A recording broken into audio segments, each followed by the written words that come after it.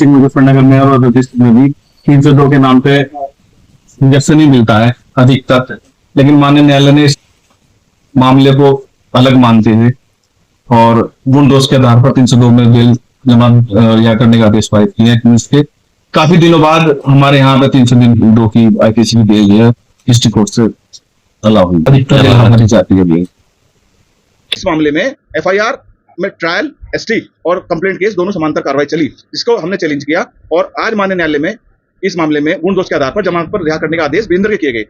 ये मामला घटना दिनांक इसमें 29/9/2004 की है, थाना मंसूरपुर का ये मामला है और इसमें एफआईआर भी 29/9/2004 में हुई थी। अंतर्गत धारा 34-302 आईपीसी में थाना मंसूरपुर पर पंजीकृत हुआ था। और ये मामला थोड़ा विचित्र मामला है। एक मामले में दो समांतर कार्रवाई नहीं चल सकती और इस मामले में दो कार्रवाई समांतर चली थी। 29/9/2004 में इसमें थाना मंसूरपुर एफआईआर दर्ज हुई। उसके बाद के 8 माह बाद माननीय न्यायिक मजिस्ट्रेट महोदय के यहाँ पे एक परिवाद दाखिल किया गया। उसमें भी उन्हीं लोगों को एक्यूज बनाया गया जिन लोगों को एफआईआर में एक्यूज बनाया गया। अगर किसी व्यक्ति के विरुद्ध किसी कोई मुलजिम है तो या तो वो एफआईआर में मुलजिम बनेगा या फिर उसके खिलाफ चार्जशीट आएगी, आरोप पत्र में बनेगा, या उसके बाद 319 में कोई उसके खिलाफ साक्ष्य आता है तो धारा 319 सीआरपीसी में तलब किया जाएगा, या उन चीजों में भी रिजेक्ट हो जाती है तो अपील में या रिवीजन में मुलजिम बनेगा या परिवाद में बनेगा। लेकिन परिवाद और एफआईआर की कार्रवाई दोनों समांतर कार्रवाई नहीं चल सकती। इस मामले में एफआईआर में ट्रायल, एसटी और कंप्लेंट केस दोनों समांतर कार्रवाई चली, जिसको हमने चैलेंज किया और आज माननीय न्यायालय में इस मामले में गुण दोष के आधार पर जमानत पर रिहा करने का आदेश वीरेंद्र के किए गए। मामले में जो था इसमें एफआईआर हुई दिनांक 29/9/2004 को और इसमें आरोप पत्र आया।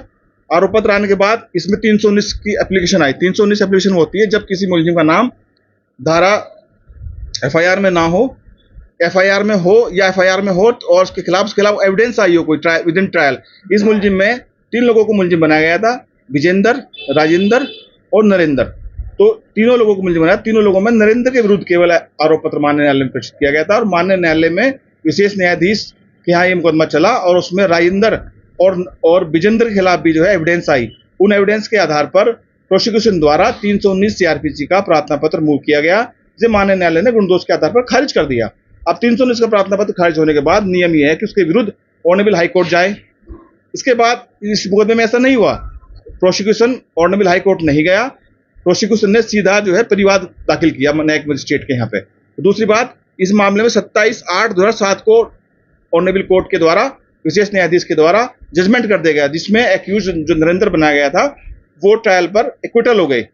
उनके एक्विटल होने के बाद न्यायिक मजिस्ट्रेट महोदय के यहाँ से इस मुकदमे में दिनांक 27/8/2007 को वादी मुकदमा के द्वारा प्रार्थना पत्र जो दिया गया था उसके ऊपर राजेंद्र और विजेंद्र 2 लोगों को तलब कर लिया गया, जबकि ये नियम के विरुद्ध है। इस मुकदमे में ट्रायल में जिन लोगों को मुलजिम बनाया गया तो उन विरुद्ध या तो अपील होनी चाहिए थी या उसका रिवीजन होना चाहिए था, लेकिन ना अपील की गई उसकी, ना इसका कोई रीजन पेंडिंग है और केवल परिवाद के आधार पर इन लोगों को मुलजिम बना दिया गया, जिसको न्यायिक डिफॉल्ट के नाम से है ये मुकदमा। ये एक न्यायिक मस्तिष्क की भूल है, जिसके कारण जो है इस मुकदमे में एक बुजुर्ग आदमी को करीबन 20 साल बाद मुलजिम बनाया गया और जिला कारागार में बंद कर दिया गया। आज माननीय न्यायालय जिला सत्र न्यायाधीश मुजफ्फरनगर के यहाँ से इस मुकदमे में बेल प्रार्थना पत्र की सुनवाई हुई। करीबन 1 माह तक इसकी सुनवाई चली और इस सुनवाई के उपरांत माननीय न्यायालय द्वारा गुण दोष के आधार पर आज जमानत प्रार्थना पत्र पर मुलजिम विजेंद्र को रिहा करने का आदेश पारित कर दिया। और 2 आरोपी जो थे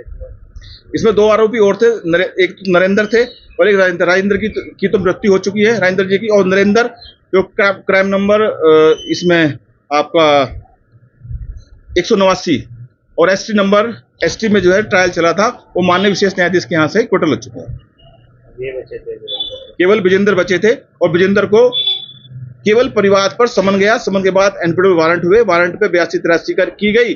न्यायालय द्वारा केवल पत्रावली का अवलोकन न करने के बाद 82-83 जारी की गई। उस पर थाना पुलिस के द्वारा इनको गिरफ्तार करके जिला कारागार में बंद कर दिया गया। किसने पैरवी किया? प्रोसिक्यूशन की तरफ से या बचाव की तरफ से तो मैंने और मेरी टीम है, शोन सहरावत है, विजुल है, विशु है, हम सब लोगों ने मिलकर इनकी पैरवी की है। राजेंद्र सिंह एडवोकेट है, प्रोसिक्यूशन की तरफ से डीजी साहब रहे श्री राजीव शर्मा जी,